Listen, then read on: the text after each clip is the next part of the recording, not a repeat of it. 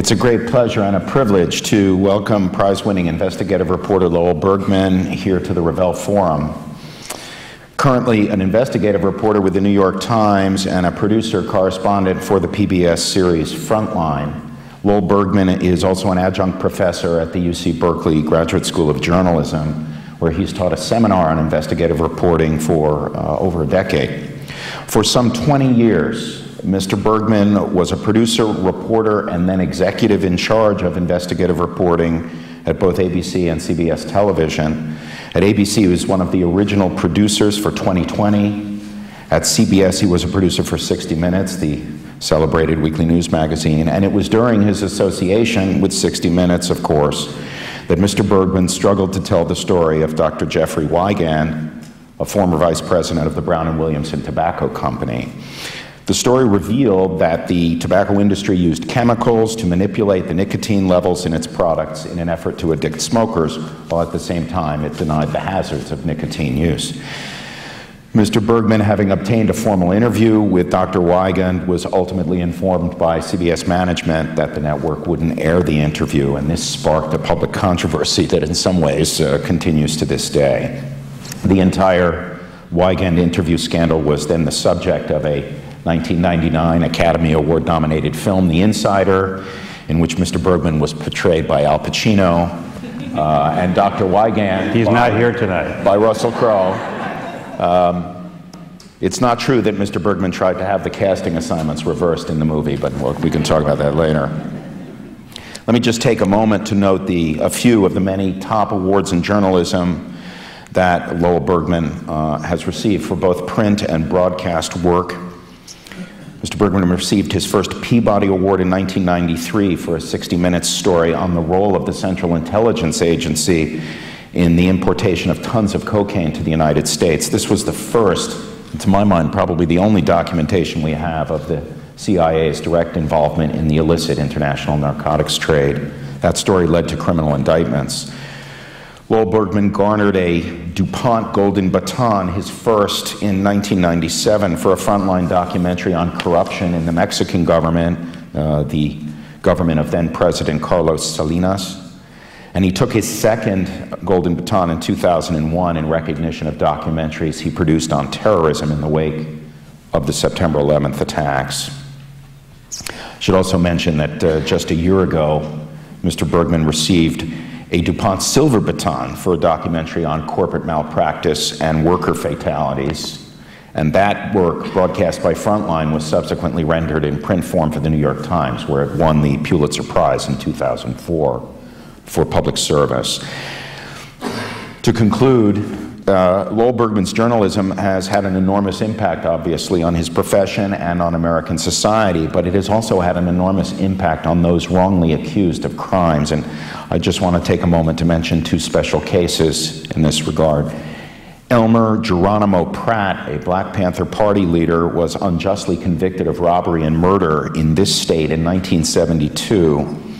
And Mr. Bergman's stories about this notorious case, first for Rolling Stone magazine in the 70s, then later for 2020, 60 Minutes, the CBS Evening News, were all cited in 1997 when Mr. Pratt was finally released after 27 years behind bars. In 1986, Mr. Bergman began reporting on the McMartin preschool case in Los Angeles, a prosecution where the McMartin family was accused of sexually abusing over 300 children. One of the McMartin's sons, in fact, spent 5 years in prison awaiting resolution in the trial. Lowell Bergman's stories on this case resulted in the discrediting of the prosecution, the release of this son, and the exoneration of the entire McMartin family. So, obviously safe to say that Lowell Bergman has avoided the pack journalism, as it has sometimes been called, that has sullied the reputation of some of his colleagues in his profession. And instead, he has consistently looked, in his own words, downfield, looking for the stories that are ignored or suppressed. I'll mention Mr. Bergman was born and raised in New York. He studied history and sociology at the University of Wisconsin, from which he graduated with honors degrees in history and sociology in 1966, and then he made the long journey to La Jolla to begin graduate studies in philosophy here at UC San Diego under the supervision of the late Herbert Marcuse. Mr. Bergman's married to Sharon Tiller, a senior producer with Frontline, with whom he has 5 children and 2 grandchildren. He lives in Berkeley. Welcome, Lowell Bergman. Thank you.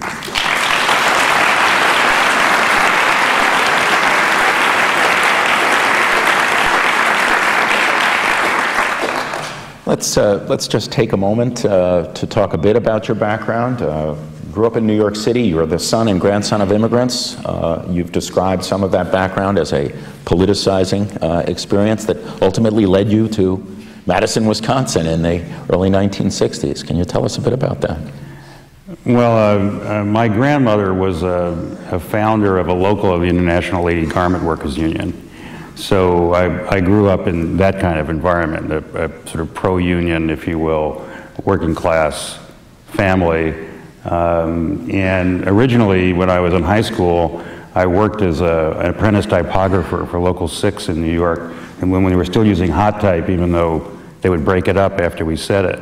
You know, that was in the days when it was obsolete, and there was a newspaper strike at that time in New York, which convinced me that I should go to college. So, actually, I later found out that it was a mistake because the union got an obsolescence agreement, so you would have gotten salaries for the rest of your life, a free funeral plot, and health care if I had stuck around. And if you wind up going in the career path that I was originally on, that would have been a much more lucrative future. While at Madison, obviously the University of Wisconsin in the 1960s was a busy place, an exciting place, a lot of ferment, both in the disciplines and among the students. You had the opportunity to work with some quite celebrated figures in history and sociology who had a big impact, yes? Yeah, well, I discovered that Wisconsin was not only a refuge for what the traditional progressive thought that Wisconsin's thought of, but it also became the center of, intellectually, of what we now call the New Left. So there were not only intellectuals there, but people putting out magazines, and there was a degree of organizing going on initially when I got there around civil rights stuff. So there was sort of a direct line from Madison to, let's say, Mississippi, which I got involved in while I was going to school. And then, in addition, it had the advantage of having people like the late George Mossey. I know you know William A. Williams in history, and a guy named Hans Gerth, who most people don't remember, but was an expatriate German who translated Max Weber into English, if you know the Protestant ethic and the spirit of capitalism, and was one of these incredible intellectuals who, if you gave him a book in German or French, he could read it to you in English, you know, extemporaneously. He'd literally read every book you could think of. And so he was the one who suggested that I go study with this guy Marcuse in San Diego. And at that time, the campus here was very small, but it had a large number of Nobel laureates around who apparently attracted a lot of money from the federal government. And so somebody like myself got a National Defense Education Act fellowship, which I was on at the same time that I later became named in the FBI's COINTELPRO program. So it was one of these contradictions. I was being funded by tax money at the same, on both ends. It's an essential part of the defense of the security of the United States that you study philosophy. We had to create a problem. We created employment in the federal government. So in 1966, you make the journey from Madison to La Jolla to undertake advanced study in philosophy. And as you were just mentioning to me, you had a rather interesting introduction to San Diego at the hands of the police the day you arrived. Yeah, well, I'd never been to I'd never seen a palm tree, actually. So, and we drove out here, and we had arranged to stay in a place in Pacific Beach, and we didn't have a car, so we walked out on Mission Boulevard and started walking. And by the time we got about 3 blocks down the street, in those days the San Diego police wore helmets, you know, even when there wasn't a riot going on, and we got pulled over in what was called a field interrogation. And it was explained to us that our hair wasn't really very long. It was, you know, just below, you know, but a little bit, you know, it wasn't military cut. And it was explained to us that people like us were run out of town regularly by the police, and that they had 10,000 descriptions of wanted felons in the car, and they could arrest us on any of them. And therefore, forewarned, we were let go. Now, About 6 months later, there were meetings on campus because this kind of harassment was going on regularly of students who were wandering into the city. And I mean, you got the idea in those days that it was illegal in San Diego to walk, for instance. You know? And that kind of tension existed between the campus and the rest of the city. There was really then a Navy town. I would later discover that aside from the Catholic Church and the Navy, when we finally got into looking at the city and county of San Diego, that the next biggest landowner was the Teamsters Central States Pension Fund, which eventually got me into the journalism area. In fact, I mean, leaving aside these policemen in perpetual riot gear, as you began your studies with Herbert Marcuse, you also became aware of the tension between the wider community and the campus because of the way Professor Marcuse was treated, both directly and anonymously. Right, because if you remember, 1968 was a pretty tumultuous time, 67, 68, around the world, and some students in Rome had a big demonstration, and they wrote on the walls of buildings, Mao, Marx, and Marcuse. And Ronald Reagan discovered that Marcuse was on the state payroll. So it became a subject of the Regents meetings, and then one of the graduate students who had studied with Marcuse, and he was at Brandeis prior to this, had gone to Germany to study in Frankfurt with the people that Marcuse had once, his colleagues there in Frankfurt, and she came here to La Jolla. Actually was living in the same house with myself and some others up in Cardiff, and she got an appointment to UCLA. Because she could understand all this. But she was the brightest person in the seminar, because she's the only one I know who could really understand Hegel and not get a migraine. And her name was Angela Davis. And she had announced that, for various reasons, that she had become part of a youth arm of the Communist Party.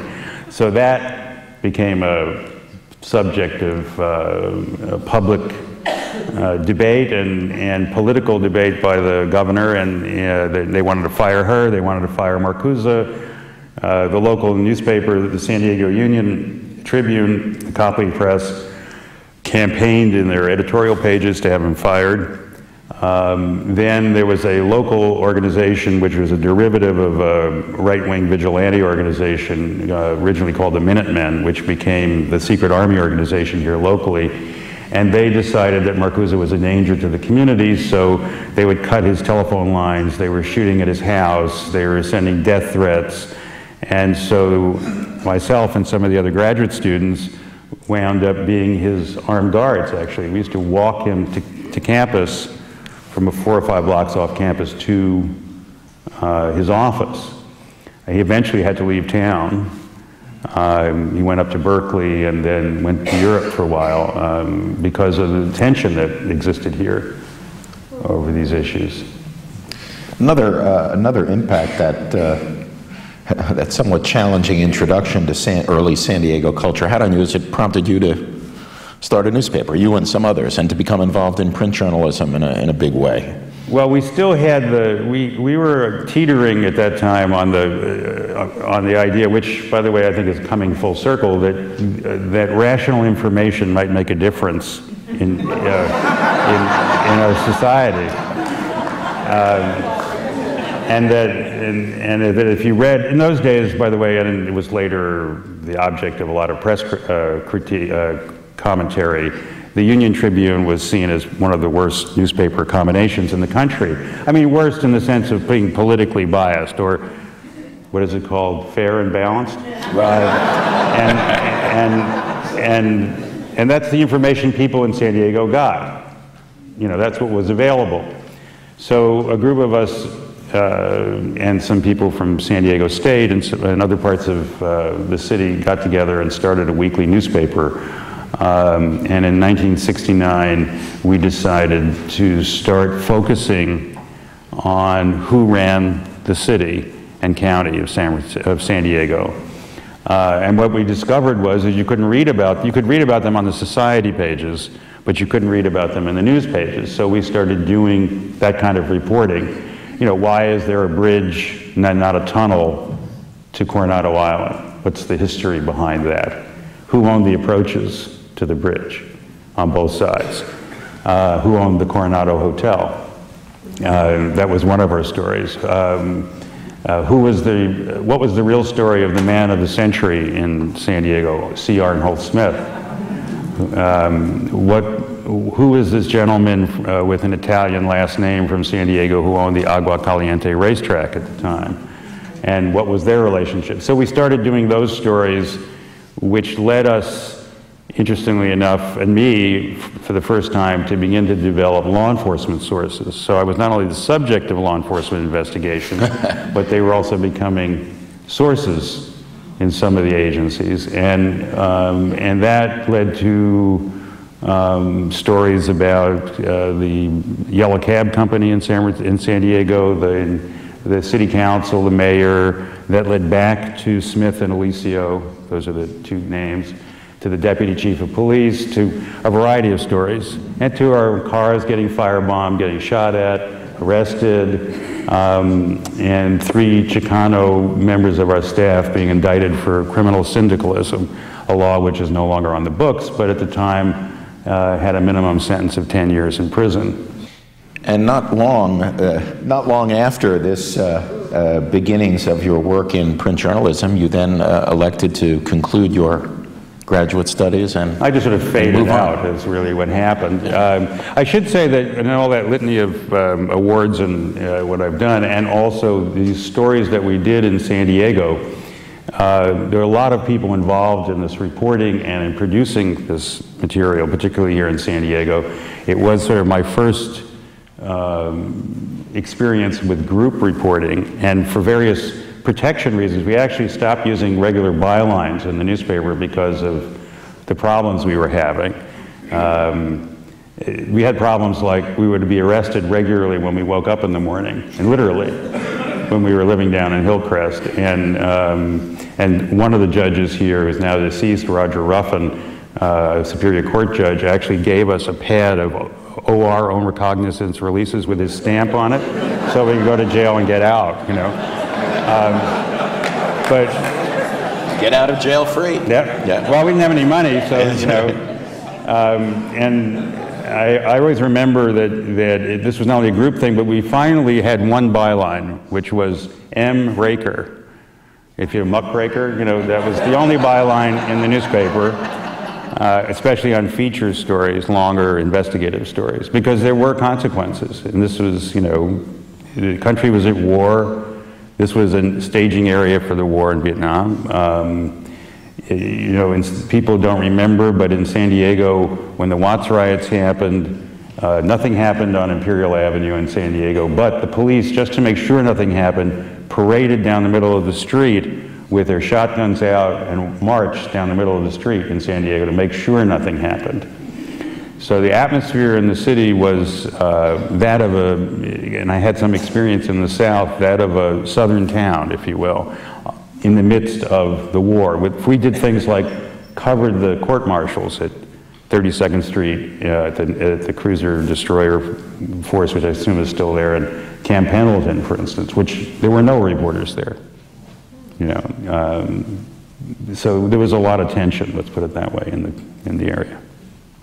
Well, you moved on, of course, to your remarkably distinguished career as a journalist. Let's talk about some of these big stories that you covered and broke.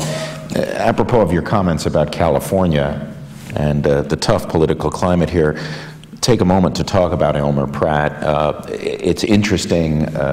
Just yesterday, Johnny Cochran died in Los Angeles. The well-known defense attorney, Cochran, actually had played a role in the Alma Pratt case. Mm-hmm. And you played a role in keeping this case in the public eye for some 20 years, 20-plus years, leading to this man's release. I don't look at the Pratt case really as a great success. I mean, in terms of journalism and the facts, I mean, he was in for 27 years. You know, which is a lot longer than people who I think he had the record in terms of first-degree murder cases where he would have been executed, but the death penalty had been declared unconstitutional at the time of his trial, which was in '72. And so it took that amount of time. And the positive side of the Pratt story is that this guy kept himself together the whole time he was in prison. One of the reasons I was encouraged in terms of doing stories about him is that in doing other prison stories in California, dealing, let's say, with the Prison Guards Union and people like Don Novi, who's been the president emeritus, I guess now, of the union, and if you asked guards about him, they would tell you, this guy is not a murderer, or this is a guy who saved the lives of 2 guards while he was in. This is somebody who not only stayed in very good shape physically, but never showed a lot of animosity. Once they let him out of the hole, they put him in solitary for 8 years in the '70s in San Quentin, because the police theory was that Pratt, who was a decorated sergeant in the airborne, and I think it was in the 82nd, maybe it was, I can't remember which division, but got out of jail, went to UCLA, and got involved with the Panthers. And at that time, the police perspective was the Panthers and what later was called the Black Liberation Army could launch an urban guerrilla war at any time, and were preaching the shooting of police and so on. And here was a guy who was a trained killer, basically. I mean, he had been in Vietnam 2 tours and was decorated, and he could actually do it. He wasn't just a street thug. And so within a year and a half of his being in Los Angeles, he was in prison by 1970, I believe.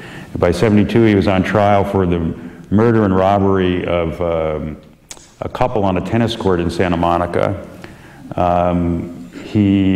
Johnny Cochran was his lawyer at the time, and he was convicted. But if you looked at the circumstances of the case, he didn't get a lot of publicity. He wasn't a big star. He wasn't Huey Newton or Bobby Seale or Eldridge Cleaver or any of the big names. And that's what attracted me to the case. I use the analogy in terms of people ask me, why do I do this story or that story? Now that I have grandchildren, but watching my kids grow up and play soccer, I noticed that when 6-year-olds play soccer, they all run after the ball. You know how they run around the ball? Well, that's what journalists do. You know, they're all, and those are the stories that get covered. So usually there's much better stories downfield, you know, somewhere else. Mm-hmm. And that was the Pratt story. The tobacco story, obviously a story that made you quite a visible figure in journalism, and then with the production of the movie about Jeffrey Wigand himself and what happened at CBS. Was it ever a major concern to you that this story was getting out of hand in the sense that you were becoming the story, you and your colleagues at CBS, rather than the story itself? Well, there's 2 different things, I think, that from my perspective. First of all, I didn't do the Wigand story or pursue Wigand because of tobacco. The story that tobacco is bad for you has been around a long time. It's not a secret. So that wasn't the story, and lots of stories had been done about that subject. What was different with Jeffrey Wigand for me was that, at least in my experience, and if someone has a better understanding, they could let me know, but as far as I know, he and only one other person who just recently passed away, John DeLorean, are the only 2 fiduciary officers of a Fortune 500 company to ever talk in public about what went on when they were in their jobs in an uncensored way. Myself, working for CBS and ABC before that for 22 years, in the boilerplate of the contract is a confidentiality agreement. And it's in the agreement of every producer and correspondent in network television news. So even they won't talk about what really goes, or can't talk about what really goes on without fear of being sued or in some way violating the agreement. So what was unusual with Jeffrey was that he had that kind of internal information about the internal deliberations of what was going on and the knowledge of the documents. But you have to understand also that at the same time that I met him, the same day I met him, I met a guy named Merle Williams in Louisville, Kentucky, who was a paralegal who had walked out of Brown and Williamson's law firm with 5,000 documents from inside Brown and Williamson.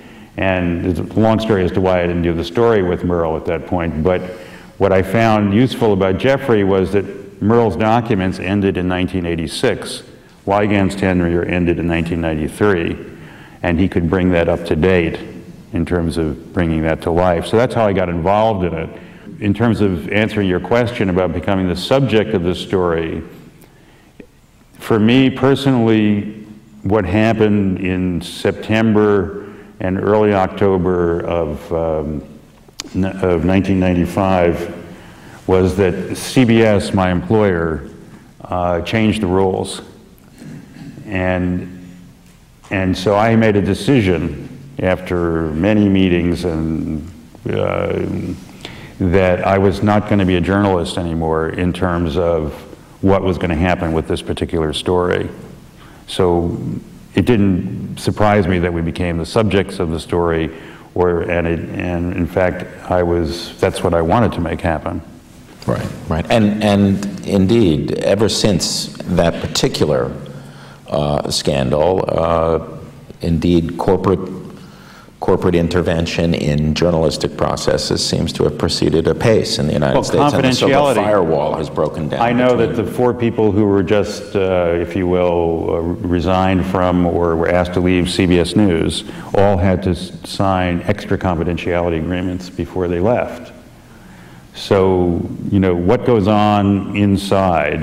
This was involving the Rather business with the President Bush's National Guard. It's very hard to get people to talk, basically, and then it's very hard to get a media outlet that has assets that will risk them, which is what the president. That's what changed I finally had a discussion with the then president of CBS News. And the reason these things got seared into my head, so it sounds funny that I remember the dates. It's like October 3rd at 9 a.m. in 1995, that the president of CBS News said to me, the corporation will not risk its assets on this story, period. So the rules changed. And so the notion of a firewall between the news gathering activity of a telecommunications corporation and the commercial activity broke down and continues to break down. It doesn't really exist anymore. Doesn't exist, well, because the FCC regulations that at one time required, they're still on the books, that there has to be a public interest commitment by a licensee for an FCC license. It's just not enforced. So it doesn't exist as something that they're worried about anymore. So in the context of your work at the Graduate School of Journalism up at Berkeley, you've pursued the training of new generations of investigative reporters. How do you acquaint them with this enormous and seemingly almost unassailable challenge in American journalism today, this corporatization of the process? Well, I mean, the first thing that I think people who go into journalism, this kind of journalism anyway, have to understand is that you're not going to make any money. I mean, it's the wrong idea. I mean, some people, if you wind up in a network job like myself, yes, you will eventually make money, but the pay is terrible, and the ability to do this kind of work is very limited in terms of places you could go to do it that would pay for it, or the freelance outlets to do it in. So that's one of the orientations. The other is that it's work that will involve a lot of risk. And there's no better example today than the sort of complete turnaround that's taken place, or what I call the breakdown of the armistice that had existed since 1973 between the federal government and the federal courts and journalists on the issue of confidential sources. That's broken down now. So just as the Nixon administration and the Justice Department were subpoenaing reporters back then, and on the state level as well, so that we had reporters going to jail in those days on a state level, and that created the SHIELD laws. We never did that on the federal level because there were these Justice Department guidelines that were put in place, in part because of Watergate and because of the celebrity of Woodward and Bernstein and Deep Throat. And so that has broken down. So we're now facing the same situation in many ways with much less ammunition than we had 35 years ago. Well, your allusions to Nixon and the Watergate crisis. In the Watergate era, the American press became heroes to a public increasingly preoccupied with government corruption and overreaching. Just by the reaction of our audience this evening when you make some of the comments you've made about contemporary journalism, the journalists are rarely perceived today as sort of agents of constructive social change, more perceived as agents of corporate sales. I'm not so sure it was so different 35 years ago. Okay, I mean, journalists as heroes, as you said, it sort of happened because of the mythologizing of Woodward and Bernstein and so on. But, you know, I mean, I worked for a little while at the San Francisco Examiner back in the early 70s, and it was an afternoon newspaper, and when I moved to San Francisco, and, you know, in the morning you reported to the local bar where there was an extension that went to the city desk, and that's where all the reporters were. They were lined up drinking.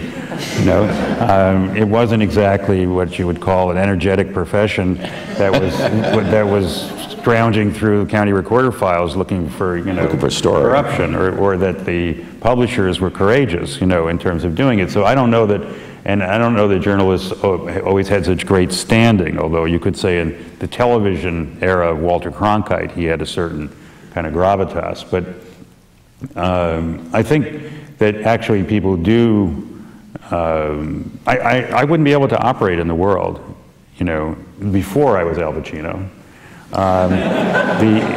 You know, unless you could develop as a journalist a rapport and sources and people trusting you and people wanting to tell their stories and getting those stories getting out there. So I don't know, I don't really watch the polls around all of this very much, you know. But indeed, with news gathering, especially in broadcast journalism, with news gathering becoming a profit center for these corporations. You see this vividly in the international context where international bureaus are closed down. The permanent stationing of reporters all over the globe to develop these contacts and these relationships no longer exists. So when a story breaks, you then literally parachute a reporter in, maybe for a day or two, to do some broadcast work for the evening news, and you call it journalism, but in fact it lacks all of this substantial connection that you refer to as being essential. There are organizations like the New York Times that still maintain bureaus all over the world. The problem the New York Times has is how to figure out a successful economic model in a Wall Street atmosphere where you're publicly traded and survive. Now, there's a lot of debate going on about that internally in the business right now, especially in the newspaper business. I think that the bigger problem, though, is not so much the newspaper business, but the broadcasting industry, and in terms of reporting. And there, it's not only a question of not having people around the world, but the amount of time and energy and commitment that there is to doing real stories.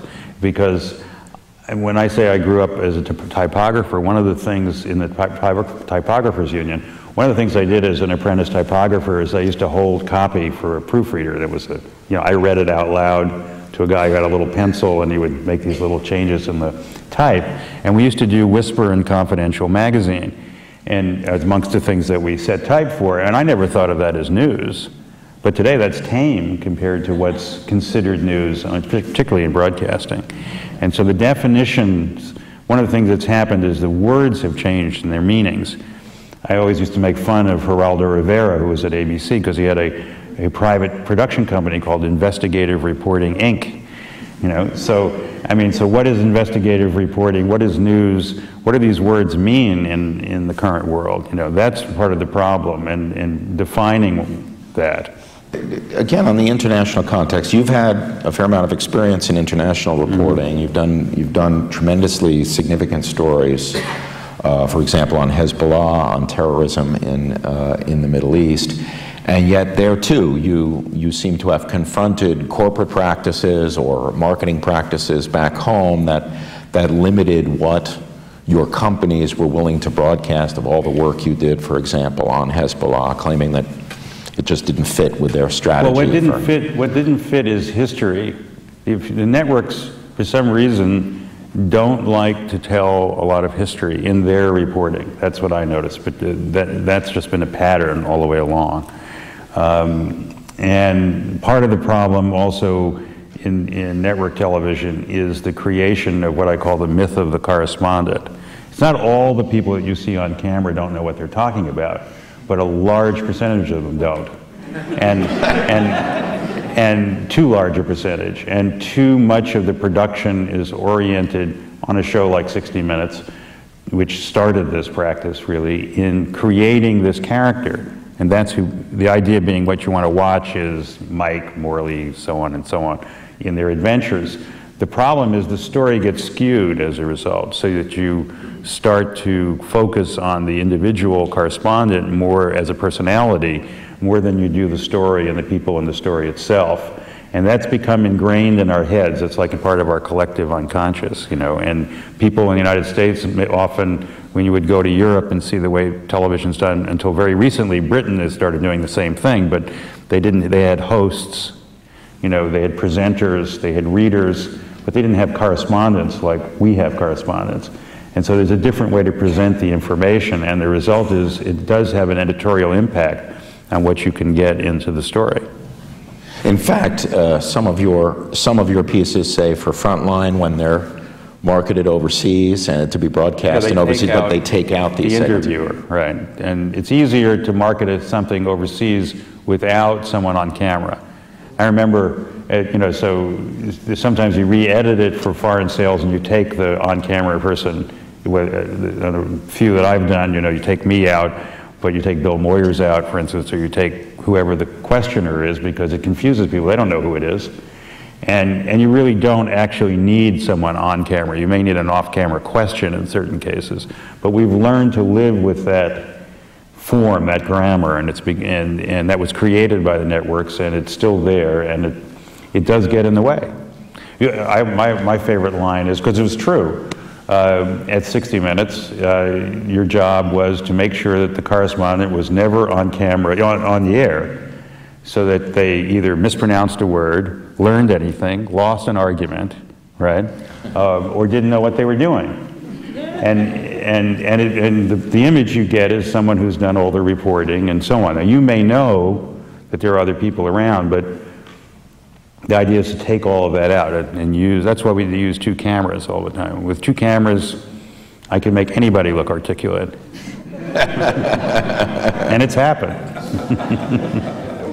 Talk a little bit about, again, your training of new generations of journalists. You've developed something you call the collaborative reporting model. Can you tell us a little bit about that and you know, what that means in your mind for the future of journalism? I don't think that I invented collaborative reporting. That's been going on for a long time, and people doing group reporting. And when we did there was a reporter who was blown up in Arizona in '76, the last time, Don Bowles, the last time a reporter working for an English language established publication in the United States had been assassinated. There have been others assassinated in the United States. The last I counted was 9 since then, but they didn't work for English language publications. And a group of us from different parts of the country went to Phoenix and did a series of articles collaboratively, right? 26 people.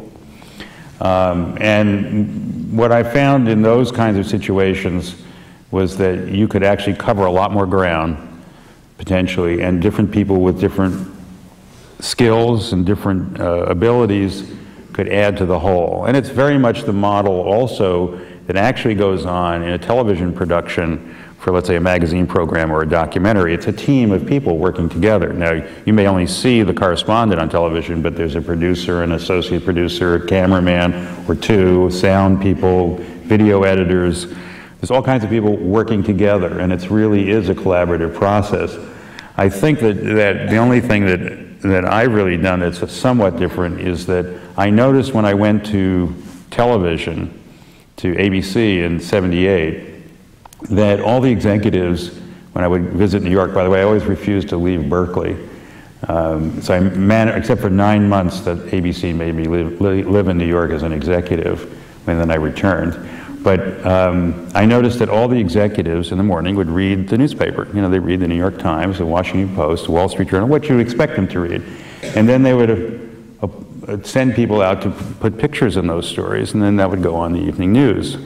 And then my friends who were print journalists would then complain that they were getting ripped off regularly by TV and not getting any credit because the TV people would go out and just put pictures in it and make it look like it was their story.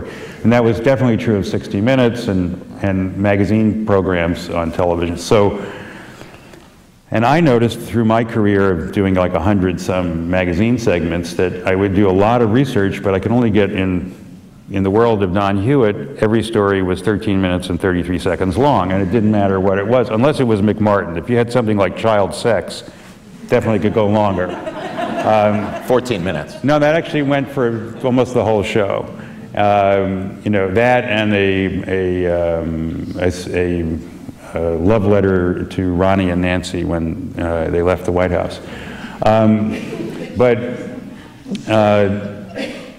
You know, so I had all these files, and I would wind up giving them to my print friends, you know. And so when I got out of CBS, I was thinking that the perfect model for me would be to have a print outlet with the television outlet to get more of the material out there, or and then with the internet coming along, you could use the website also for even more material, and I could integrate my seminar. I used to call them slaves, but I'm not allowed to do that anymore. And you know, and they actually get paid for this, but so that they would work on the website. So now we do these documentaries for Frontline with a New York Times series and a website so that all the information is out there, including most of the transcripts of the interviews that we do for television. And why I find that important is, one, you can tell people who are afraid that you're going to cherry pick, you know, a couple of sound bites. You did the 3-hour interview, but what happened to the rest of the interview?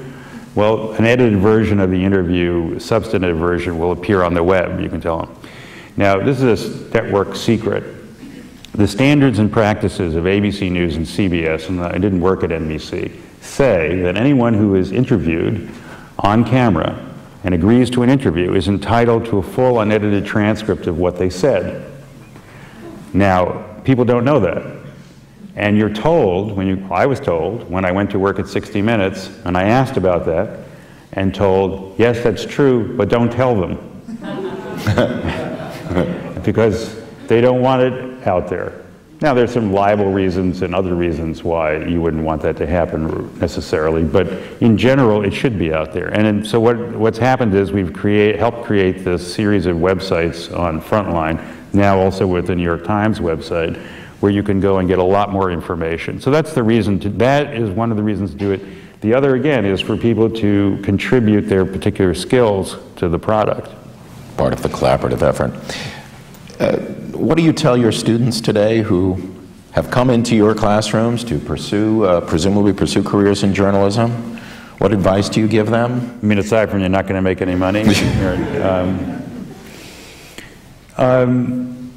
I don't think I give them any particular advice. I do this seminar with my colleague Rob Gunnison, who's on the faculty, and all I'm trying to do is tell them that this is a practical job. This is not rocket science. And get them involved actively in stories that may in fact be published in the New York Times or be on Frontline, and have that experience of being around that kind of work. I do get a lot of, as I got that email, you know, somebody emailed or called the dean's office here looking for me. I do get, especially since I became Al Pacino, I get a lot of emails and packages arriving, you know, with somebody's story or a story that needs to be done, and that they say needs to be done. And I've got a fair amount of that at 60 Minutes as well. And so I do make the students check out these stories, however wacky they may seem, and deal with the public, if you will. Because the other reality of this job is to try to assess people, and how to use, at the same time, use public records, for instance, as a way to assess people and the information. And don't necessarily dismiss people, no matter how crazy they appear on the surface, until you're pretty sure they're nuts, you know, because they may know something. And then also to, you know, figure out motivation, which is extremely important in terms of dealing with people. And I guess the other thing they get out of the class is that we have a steady stream of visitors who they wouldn't necessarily meet right away. And that's more or less to give them experiences with people they wouldn't necessarily meet, and when they do meet them, they'll have some background. So we have jailhouse snitches show up, and we have my favorite two informants whose nicknames are Vermin and Pestilence. Various kinds of sociopaths, and then we have, and some people would say they're sociopaths, but I hope they're, we have FBI agents showing up, narcs, federal judges. So we're having some short sellers show up soon because they're interesting sources on corporations. So I try to expose them to potential sources who can be helpful to them in projects that they may have, but also just different kinds of people. Is there particular advice you give your students about, how to find the big stories? Is there some set of principles you encourage them to use, or? I don't know how you find the big story. As I said, I don't like stories that have a lot of trampled ground. Okay, I mean, where there's like, everybody's covering it. I figure if everybody's covering it, then I don't need to do it. So look where everyone's not going. Yeah, right. I mean, it's just look over there, and sometimes it's right in front of you. And it's a very simple, and you don't know what's going to happen. The good example is the one that we got the Pulitzer for, which also the documentary got all the television awards, so it won print and television. But we didn't know that. Going in, what happened was, I was on a plane on 9/11 at 8:30 in the morning that was leaving Washington National, and somebody came on the plane who was a Justice Department prosecutor who I hadn't seen for a couple of years, and we were talking. And when the plane was going to New Orleans, I was doing a follow-up on Enron, and this person was saying, I said, where are you going? You're going to New Orleans? He said, no, I'm going to Tyler, Texas, this person said. I said, why Tyler, Texas? And what I learned in the conversation was that there was a plant in Tyler, Texas that had been killing and maiming its workers, some kind of pipe plant, and that the local authorities weren't doing anything about it, and that but the Justice Department was thinking of getting involved because OSHA inspectors were complaining and had referred it for criminal prosecution, but that the problem was that under OSHA law, it's a misdemeanor to willfully and negligently kill a worker. And I wrote this down on a piece of paper because it just seemed like an interesting kind of thing, I didn't, and we wound up taking off and getting diverted, and I wound up spending 4 months doing all these 9/11 documentaries because I had done this stuff about the Nairobi bombing before that, and so I had some background. Yeah, so I had some background in the subject, and I got back to my class about 5 months later, who, by the way, were operating as a support group. It was very helpful in terms of doing the programs. And there was a young graduate PhD candidate in poli-sci who was hating poli-sci, who was studying Hegel, Bagel, and Schlegel like me, and getting migraines. Right. Okay. And I asked to sit in the class, and I said, okay, fine, if you can do that, you can do this.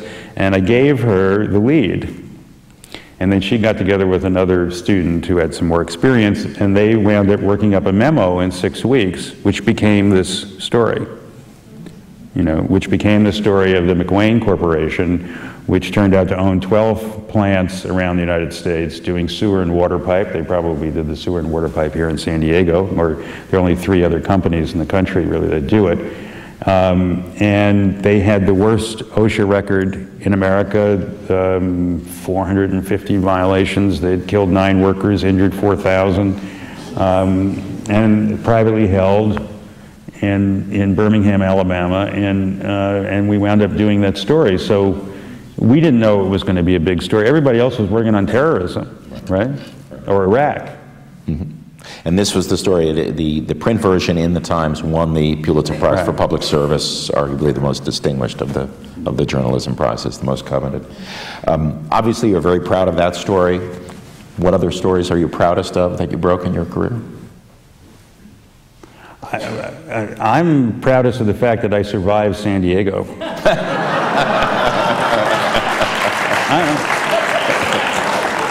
That's the story. No, seriously, I had no idea. I was very naive at the time. I was politically, I guess, somewhat sophisticated, but I was very naive about what was really going on in San Diego at the time. I thought we were doing, a la Hans Gerth and my background in sociology, I thought we were sort of doing power structure research, you know, about who ran the town. We were freelancers, which I've learned is, you know, basically, I mean, it was an alternative weekly newspaper, which is the most dangerous position to be in, I've learned over the years, because they don't think you have anything behind you, and they're right.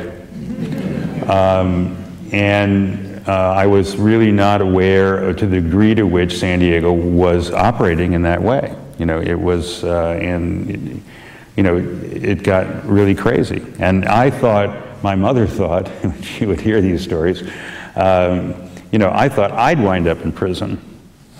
You know, and when Arnold Smith got indicted, when Alicia went to prison, when all these other people actually had consequences in the end, I was amazed. You know, and sort of, I usually say that journalism saved me, you know, from doing a lot of things probably in frustration that I'd regret today, and restored some kind of patriotic sense of this country and what you're able to do and survive. Well, here at the height of your powers as a professional journalist, anything you would have done differently up to date? Which I suppose is a polite way of asking you anything you regret up to date. Well, I don't know. I may have waited too long inside network television news before I started to, if you will, break out of the corporate veil. Maybe yes, maybe no. I know that I got to the point after 22 years, after my kids graduated college, my mortgage is pretty low. I didn't live in New York, so I didn't, in the media business, particularly broadcast media, it's a very small world, and so, you know, you don't step out of the school, otherwise you never work again. I got to the point where I really had no excuse, but I think that, you know, there were other instances. For instance, I remember in being debriefed by the screenwriter, the great guy Eric Roth, who wrote the screenplay for The Insider, and I laid out sort of he was asking me, why would I take this chance? In fact, Al Pacino's first question to me was, after reading the screenplay, was, well, why would you do this? I mean, you're making a good money, you're, you know, biggest show on television, why would you step outside, right? And it's not in the screenplay. And I had this argument, one of a number of arguments I had with Michael Mann, but he was a very, very good guy, but he just didn't think people would understand. It had happened before. Jeffrey Wigand wasn't the first time that I had a story. In fact, I had a story once that we shot, we edited, was approved by the lawyers, was advertised, and never ran. Never ran. And then I had a story after tobacco. After the tobacco story, I negotiated my way out of my 60 Minutes contract, but they still it's working for 60 Minutes, but they still owned me for 2 more years.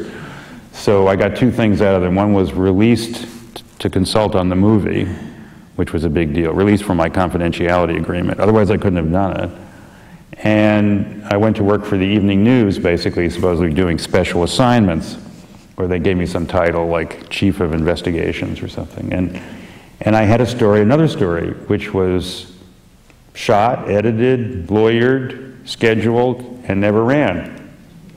I'm not going to get into them tonight, but that was the last straw, sort of, for me. But I just said, I just went public on this whole other tobacco thing. Am I going to do this again? So these things happen. What happens is when you're inside the system and you have that kind of experience, you start to learn what stories they will do. What are called the low maintenance stories, or if there's a potential blowback, it doesn't threaten certain interests or certain areas of the company or your bosses. Just one final quick question. What are you working on now? Can you tell us? No, well, I'm not. Actually, I'm sort of trying to figure out what to do next. So I'll take any suggestions anyone has. you know, and I have this sort of system that I go through my seminar with about looking at stories. I just finished doing 3 projects in the last 18 months, and so it was kind of crazy. I was doing too many things at once.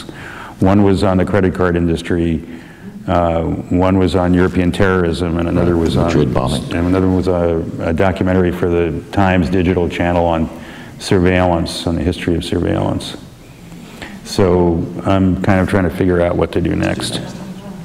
Well, Lowell Bergman, thanks so much for joining us on Revelle Forum, coming back to San Diego.